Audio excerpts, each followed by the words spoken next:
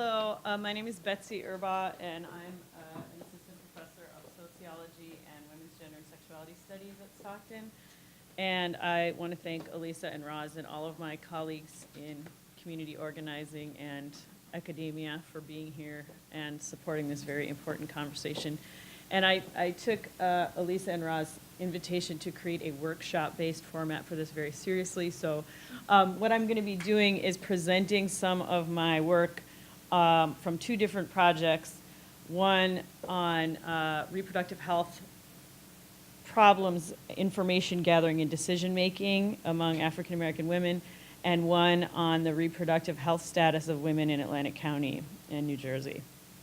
And my work in all of these projects, all of my work on sexual and reproductive health, actually, in my teaching, relies very much on work that has come before, of course, by others. So Ida B. Wells Barnett was one of the innovative, pioneering scholars who looked at intersections of race, gender, and sexuality in the lynching of African American men, and how narratives of moral purity, sexuality, gender, race informed multiple forms of violence that were being carried out in a racist mass violence situation, right?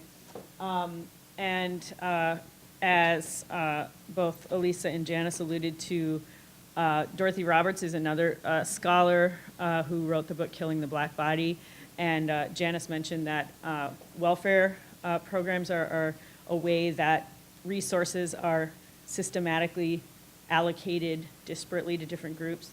And Killing the Black Body was a groundbreaking piece of work that looked at the whole trajectory of reproductive violence against African American women from conditions of enslavement through Jim Crow and into the 80s and 90s with welfare policy. And so my work is kind of looking at these issues in the current era with all of that history and the trajectory of that having come before. I have this slide up just to give a little bit of a framework for looking at how does reproductive justice as a theoretical framework from intersectional gender studies and women's studies, along with critical race theory, differ from other frameworks for looking at health issues in social life, and what kind of opportunities does it offer to see these problems in a new way. So one of the health issues that I focus on in my research with my collaborators is uterine fibroids and hysterectomy and other treatments, because it's a very common condition that we don't hear very much about. But it's one of the leading indicators for hysterectomy. So we've looked at how these different frameworks look at reproductive health issues. So a biomedical framework would be a very individualistic, patient-oriented model for looking at a health problem, where the body is the location of the illness and it's pathologized and we treat the individual, right? The NIH funds research on this, right? The National Institutes of Health. Public health is another framework for looking at health problems in society that tends to focus on groups and targets behavioral interventions as a way of preventing health problems. So there's a lot of rhetoric now, especially coming out of the CDC, about chronic disease and obesity, right? That is all out of a public health framework that kind of targets group behaviors as the source of problems or the possible source of solutions in disparities, particularly in health problems.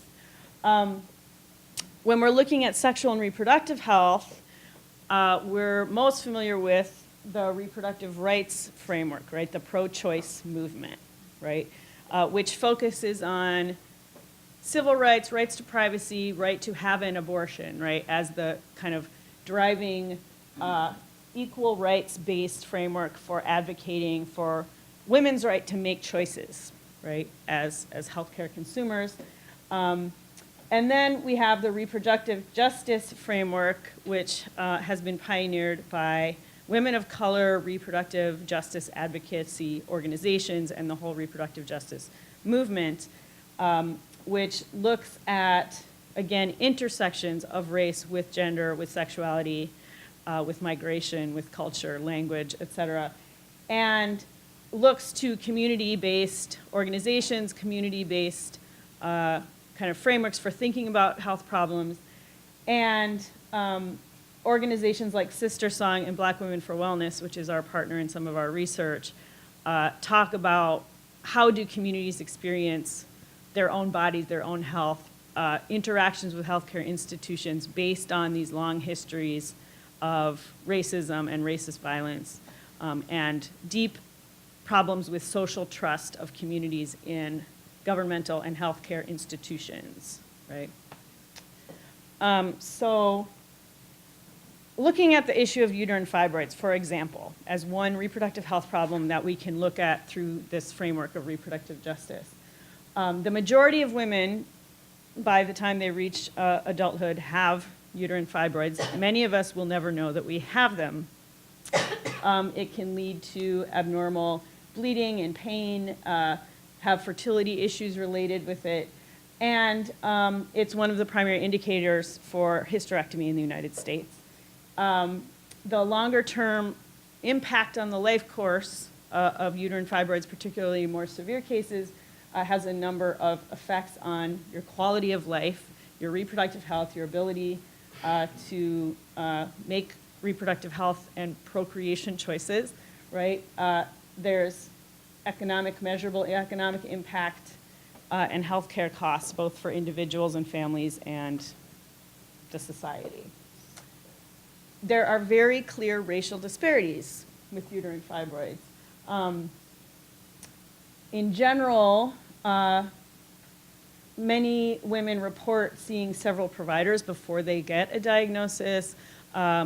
Many women experience problems from fibroids for a long time before they seek care or before their care providers ask them the right question or provide information that allows them to put together, oh, there might be something wrong. Maybe I shouldn't just be living with this pain and major inconvenience in my life. The number of years and the proportions of folks spending a long time living with this problem and seeking help, there are racial disparities in those issues. As I mentioned, hysterectomy is one of the treatments and the most commonly prescribed treatment for uterine fibroids. Of all of the procedures prescribed as treatment for fibroids, hysterectomy accounts for 3/4 of them. But there's significant variation by geographic area, by population group. And some of the alternate interventions, which research has shown are especially valued by African American women, include myomectomy, which means specific removal of these tumors instead of the whole uterus, right? Ablation, hormonal or steroidal treatments, and embolization. So these are more kind of localized treatments that are less drastic, more targeted, and have far less effects on women's long-term health.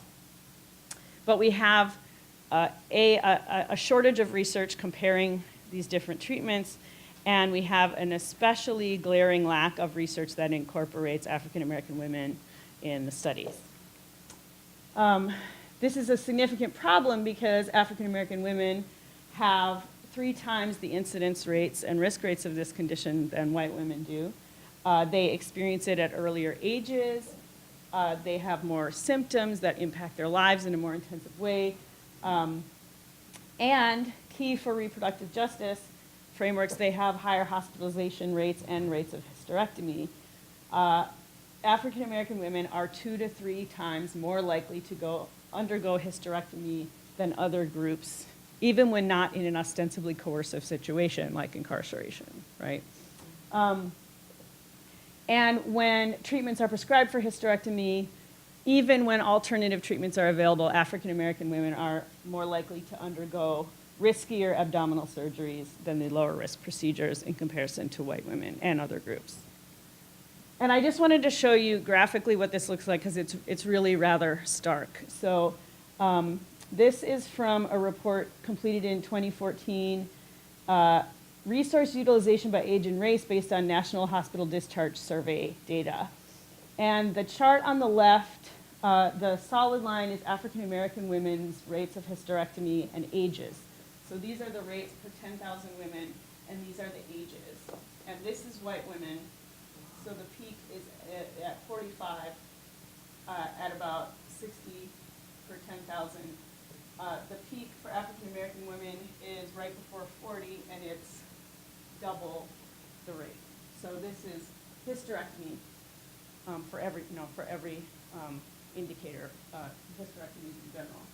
This is myomectomy, which is the more targeted removal of tumors. And here's white women, and this is African American women. And you can see the peak for this is before age 30 for African American women. So the current political trajectory has thrown a wrench into our research. We have no idea what's going to happen now, but we were trying to, get this problem on the map as both as a problem that really just needs to be addressed in itself, but also as a problem that highlights conversations and, kind of a national level discussion we need to be having about reproductive health and race. But we did look at, okay, what are some of the changes that have happened under the Affordable Care Act that either help or hinder this situation, right? So under the Affordable Care Act, being able to access OBGYN care without a referral, it was hoped would decrease racial disparities in the time between getting a diagnosis and seeking treatment, between experiencing symptoms and getting treatment. The policies that kind of facilitated access to birth control, contraceptives, without paying a copay, it was hoped would facilitate, again, seeing a reproductive health specialist which would increase the likelihood that you'd actually have this problem diagnosed and have your symptoms and or the overall condition treated.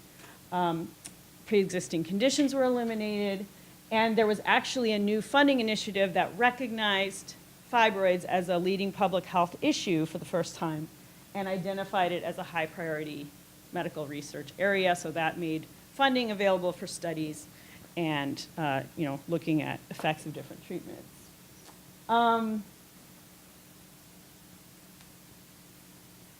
This is also pre-November, pre-September.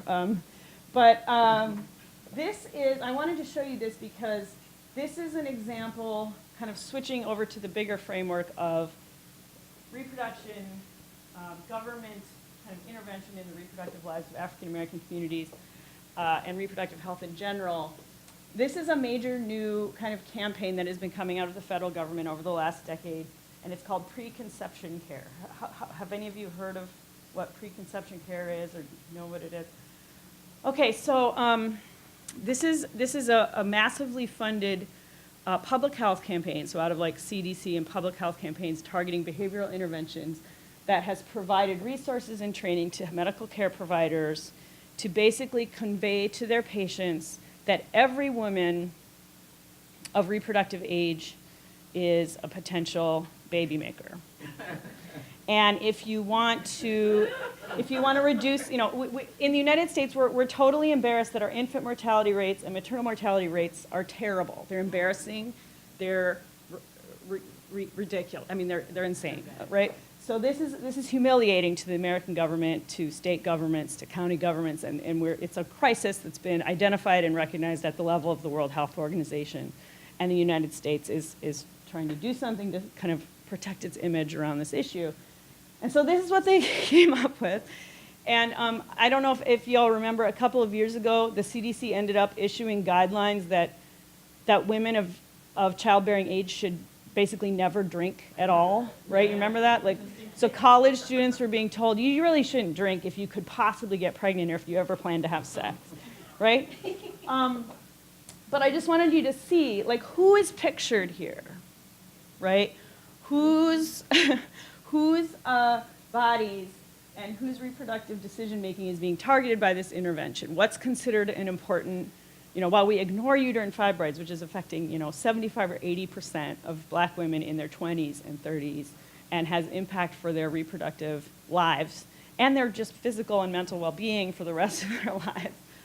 This is what's being funded and what health providers are being told to focus on. And so it comes with this whole kit of like messages to give your patients about treat your uterine like a special place and your uterus and you know, think about your possible child that you could have as the driver of decision making about sexual activity and sexual and reproductive health. Despite the fact that this is the headline that comes out of the CDC every year for the last 10 years. Teen pregnancy rates reach new historic low, right? So I meant to ask you this before I put this slide up, but I mean, how many of you have heard of teen pregnancy being referred to as a crisis? Or think that teen pregnancy is you know, going up, or is this, right? So teen pregnancy rates were highest in the 20th century. When was the peak of teen pregnancy? The 1950s, right? In the 1980s, we started to see this new rhetoric about teen pregnancy, especially among young women of color, is a crisis. We have to control it. We have to stop these women having babies, right? Despite the fact that the birth rate among teenagers, which is overwhelmingly concentrated in 18 and 19-year-olds, has been dropping precipitously across all groups over this period and is now again, for, you know, the next, every year, a new historic low, right? And there are disparities. So pregnancy among women under 20 is higher in groups of color than it is in white communities for a whole range of reasons, having to do with comprehensive sexual education versus abstinence only. But that's a whole nother area of my teaching and research. But nonetheless, it's an interesting rhetorical situation we're in. Now I want to switch over to sharing some data with you from our work looking at reproductive health in Atlantic County. And this is from a report, the first report on the status of women in Atlantic County that has ever been done, which I've done with my colleagues and students at Stockton University. We're very proud of this. And we started collecting the data in 2014 in order to get kind of a baseline of how women and girls in Atlantic County are doing as we undergo this big economic transformation with the closure of the casinos, and now Stockton is coming into Atlantic City. How is the county undergoing economic and social transformation and having data to track the well-being of women and men in Atlantic County? So I wanted to look at some of the reproductive health statistics locally to just give you an idea. And you know, New Jersey is the most diverse state in the United States. It's the most densely populated state in the United States. Southern New Jersey is poorer and kind of at the bottom of the list for most health indicators every year, right? So this area of New Jersey, this county, is a very good indicator for the country as a whole.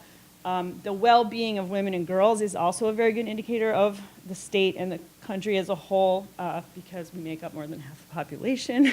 And you know, when you're looking at intersections of gender and race, these kinds of data are just a really good indicator of how resources are being used and how decisions are being made. So, as I said, infant mortality is an embarrassing statistic for the United States and for most states in the United States at this point. And we found with several of the statistics on infant and maternal health and prenatal care, the county would sometimes be on par with the state or with the country, but when we sorted out racial groups, there were big, obvious, clear disparities. So I want to give you some examples. So the African American infant mortality rate in Atlantic County is twice the Hispanic infant mortality rate and more than 3 times the white infant mortality rate. So on this graph, the actual numbers of infant deaths, which means a death within 1 year of birth for any reason, are small year to year, so they put them in 3-year groups to ensure validity. So this blue line is white, non-Hispanic infant deaths, and it's down here around 5 per 1,000. And after 2009, the numbers are so small that it can't really be charted. That might have changed in the last year or two. But this red line is the Hispanic infant mortality rate, and this is the African American rate. And you can see not only that it is 3 times the white rate, double the Hispanic rate, but that it's on the rise since in the last decade, right? The 5-year infant mortality rate, this is white infant mortality, black infant mortality, Hispanic infant mortality in 2 different 5-year periods from the mid-2000s to the late 2000s. And you can see that, again, here's the white rate, which is low and went down, whereas the Hispanic rate is higher and increased, the black rate is higher and increased by even more. And this is 5-year increments, so this is very valid data, right? So the problem is not only disparately horrible, it's getting worse, right? Low birth weight was an interesting statistic because when you just looked at the overall low birth weight statistics for the county, we're on par more or less with the state and the United States. But when you sort out, again, racial ethnic groups, this is for the white and the Hispanic rates kind of tracking together down here. This is 3-year groups again, and this is the African American low birth weight. So low birth weight means less than 2,500 grams. That's a very small baby at birth, right? So here are the rates. So we're looking at a double, double the rate. Here is teen births, and again, Atlantic County. This is Atlantic County, New Jersey, and the U.S. And the county is higher than both the state and the United States for teen births. Prenatal care, again, this is the county as a whole, the state as a whole, and the United States as a whole. And again, we are lower than the state, but we're more or less on par with the United States. This is 2010 and 2011. Those are the most recent years for which the data were available. But again, when you break out the racial disparities, prenatal care means that you got care within the first trimester. And here is the white rate of prenatal care, around 80%. And here is the black and Hispanic rates at around 60%. And then finally we have maternal mortality. And again, the numbers here are very low. This statistic wasn't actually included in the status report for women based on the policy guidelines given to us by the Institute for Women's Policy Research, but I researched it for you for today. And this is New Jersey state data. And maternal mortality, again, is finally recognized as a national issue. And so now there are state maternal mortality review boards, which is good. The thing that's not so good is they take years to assess each maternal death and decide how to categorize it. This means that the CDC actually estimates that the maternal mortality rates are actually higher than, this is not something hospitals want to report. So they find lots of ways to attribute the deaths to something else or to not officially count them as maternal mortality. So these data are probably actually underestimating the prevalence. But again, this is white, black, Hispanic, and total maternal mortality in the United States in Atlantic County. No, I'm sorry, in New Jersey, in the state of New Jersey. This is from the New Jersey State Maternal Mortality Review Team, right? And this data is almost 10 years old now because that's how long it takes them to issue these reports. So, so this is the black maternal mortality rate for New Jersey for the most recent period for which the data are available.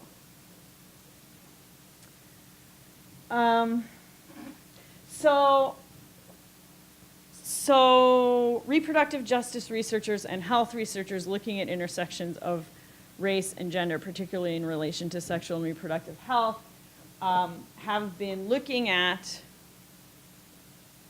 issues like uterine fibroids and hysterectomy as public health problems, kind of for the first time, gaining some traction, getting publications that acknowledge that these are public health issues. They are not individual biomedical problems. They are not behavioral problems of communities. They are public health problems that are caused by structural conditions, right? But there are these big persistent gaps across many different kinds of reproductive health issues, particularly when it comes to racial disparities, where medical communities are operating on a certain structural model that emphasizes medical and public health approaches, whereas women and communities are gathering information and making decisions about diagnoses and treatment in the context of their families and their communities and their faith communities.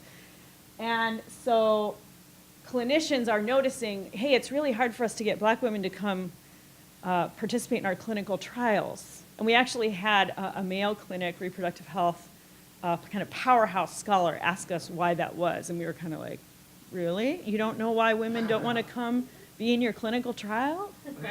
About whether you want to cut their uterus out? You're not sure? You know, I mean, it's really interesting, the gap in trust and understanding of what the framework is for. And the title of our first paper, my colleague Deanne Benson-Smith and I wrote a paper about kind of focus group input from senior African-American women about how they thought about and made decisions about hysterectomy. And the title of our paper was "Don't Let Them Cut on You." Because that was what grandmothers and mothers and aunts and sisters were telling, you know, they said, I heard when I had pain in my uterus, I just didn't want to go to the doctor for 5 years because all my friends and family members were saying, don't let them go, you know, don't go in there, they're going to want to cut on you, don't let them cut on you, right? So we have questions to be asked about how do women perceive their own bodies, how do they gather information, how do they make decisions, and how do these actual real life decision-making strategies in full view of women's knowledge about the histories of racial violence and reproductive control, how do they fit and not fit with how medical institutions and care providers are actually trying to, you know, trying to diagnose and treat healthcare problems. So some of the research indicates, as I said, that African American women are much more likely to get information from friends and family and public sources, you know, social media, than from their doctor, right? They are more likely than white women to not say, I don't have enough information, I need more information. And they're more likely, again, to kind of use community-based sources of information. We have been doing a study based on interviews and focus groups with women of various ages, but especially women who are not necessarily having children anymore, because contrary to the federal government, we think that, you know, your reproductive organs and your reproductive life are important for other reasons than just baby making. Like after you're done with that, or maybe you don't want to do that, you still might like to have your ovaries and uterus for a couple reasons. And medical providers are often not really grasping that and think, well, you don't need that, just get rid of it all, right? So we've been asking women, how did you learn about your body? What was your first interaction with sexual health education like? Was that from your family? Was that from your faith community? Was that from your sister or peers? And how have you experienced getting information and making decisions about health care? So this was our health study ad that we've been conducting. So basically our findings have been kind of mirroring previous research that shows that African American women, like many women, want more comprehensive sexual health education and access to resources and birth control. Providers, healthcare providers, need to be given a much more clear message that, of course, women are going to get information from their communities, and especially in the context of reproductive health issues that are so closely tied to mental health and long-term well-being, aside from just procreation. We need to recognize and reinforce the value of communities and faith-based organizations and kind of community-based groups as sources of information and support for women making healthcare decisions. So I'm going to kind of turn the sword in a different direction, and essentially I'm going to place much of what we have been talking about today and will continue talking about squarely at the feet of the media.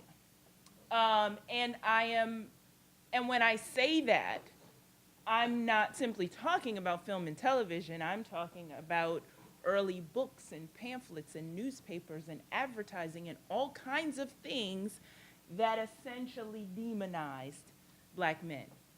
I'm focusing on black men in my talk today, but certainly not to the exclusion of black women, because I've done several talks just focusing on black women. But within the time frame I've been given, trust me when I tell you I can talk about this stuff for a couple of hours. So I'm going to focus here in terms of black men in particular. Okay. So who do we see here? We see Emmett Till. We see Rodney King. We see Philando Castillo, Amadou Diallo. We see Trayvon Martin. We see Tamir Rice, who was 12 years old when my son was 12 years old. We see Walter Scott. We see Michael Brown, Freddie Gray, Prince Jones, John Crawford, Sean Bell.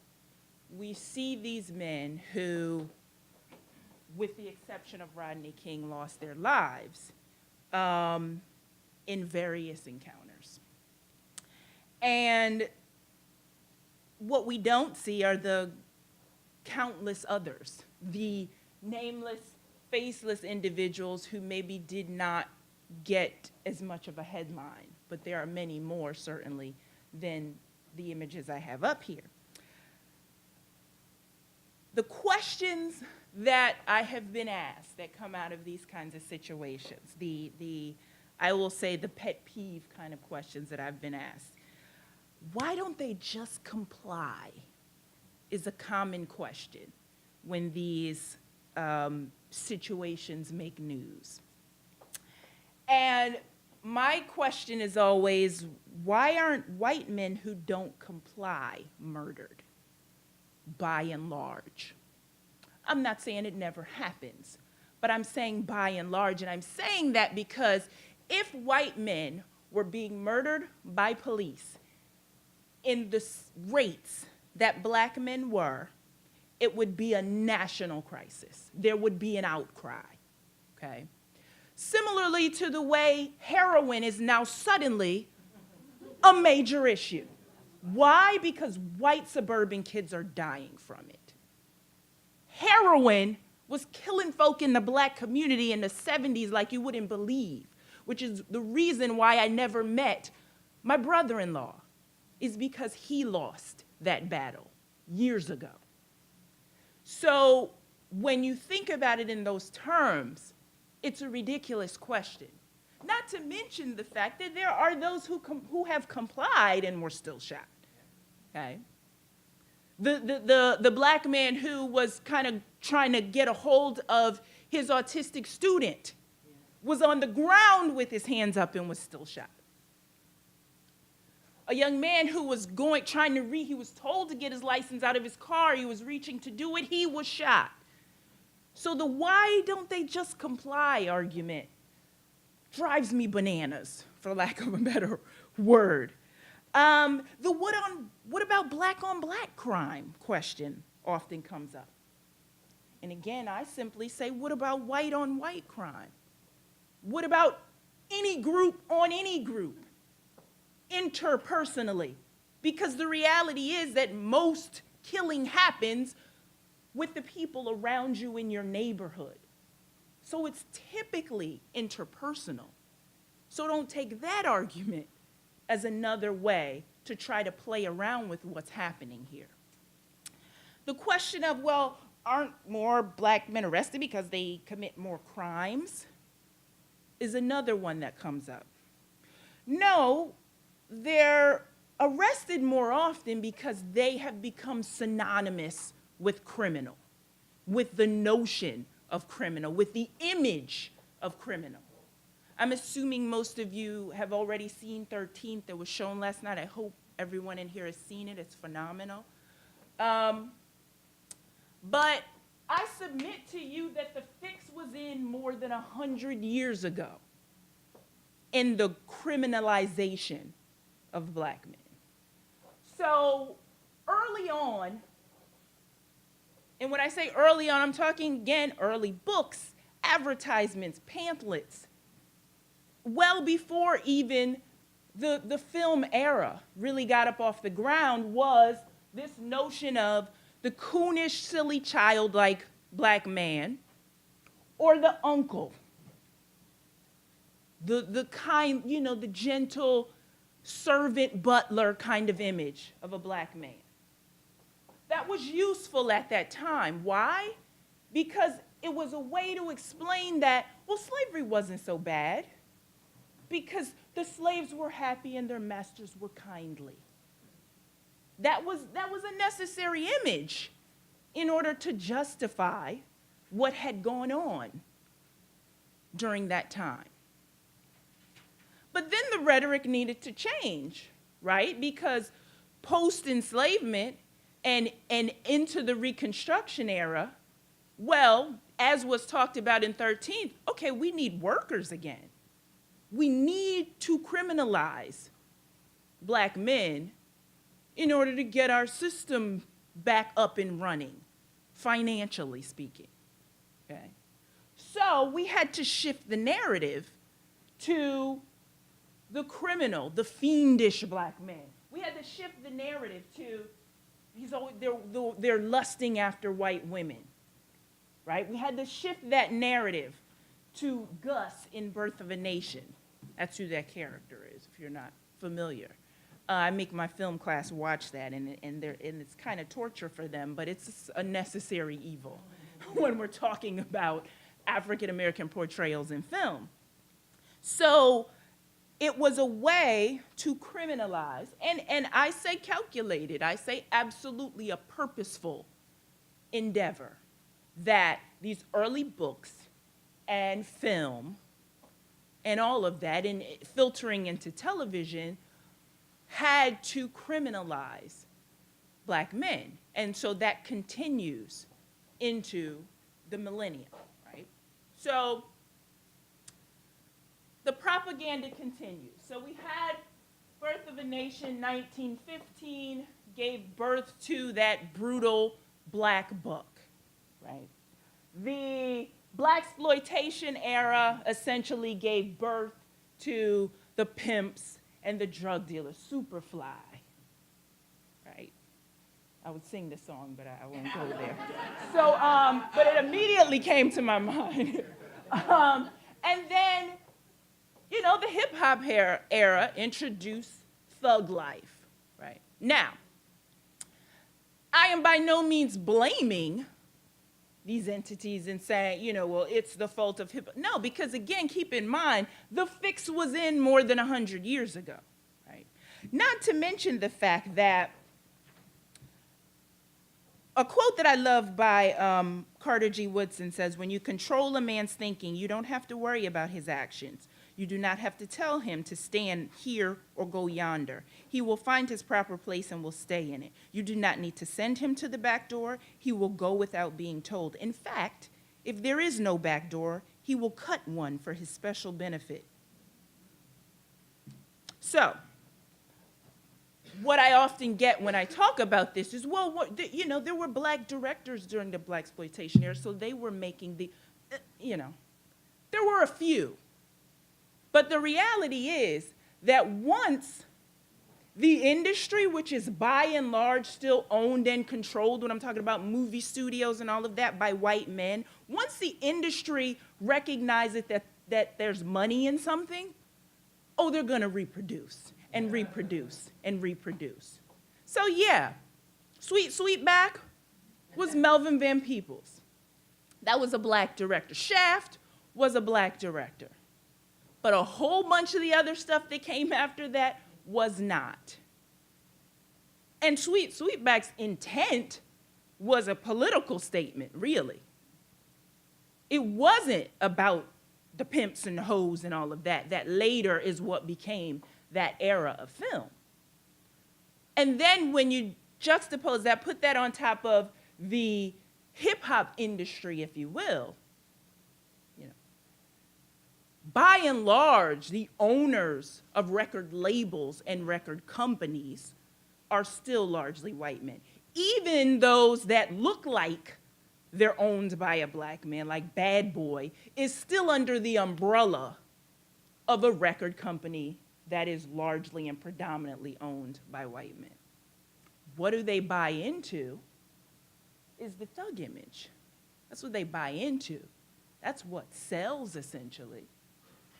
Does the conscious stuff exist? Absolutely.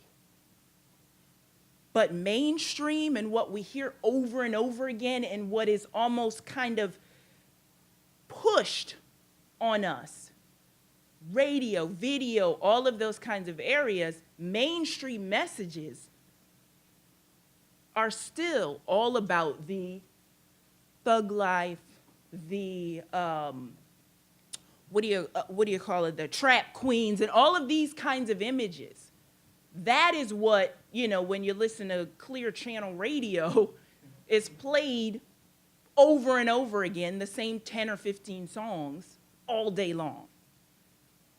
So those notions are continually produced and reproduced, which is why when certain individuals, cops or otherwise, see a black man, it is automatic notion of danger. That's what they are. They are danger. They equate danger, right? So that leads to justification. I was in fear for my life is the staunch line. That's the line. I was in fear for my life. All 16 or 17 of those police officers beating Rodney King were scared to death of that one guy, right? Michael Brown was so huge and scary. All of the rhetoric. Trayvon Martin, he was fighting and he was scary, he was scary, he was scary. They're all scary. So this is justification for a guy sitting in his car with his seatbelt on is scary. Who's trying to explain that I have a permit for this. Yeah, I have it, but I have a permit for this. Let me get it. No, he's scary. The fix was in more than 100 years ago to make black men scary and to ultimately justify what we see happening over and over and over again. Is somehow it had to happen this way. It takes all of these guys on top of this person. It takes that. But yet, we can hear these stories and see these stories. I'm always fascinated. First of all, I am a investigation discovery junkie, right? And so I'm always fascinated when I see the stories or hear the stories about some crazy thing that a white man might have done. I know one I was watching in particular where the cops were there and the guy jumped out of the car and ran around the car and he was doing all of these things and he never got shot. And I was just sitting there thinking, really?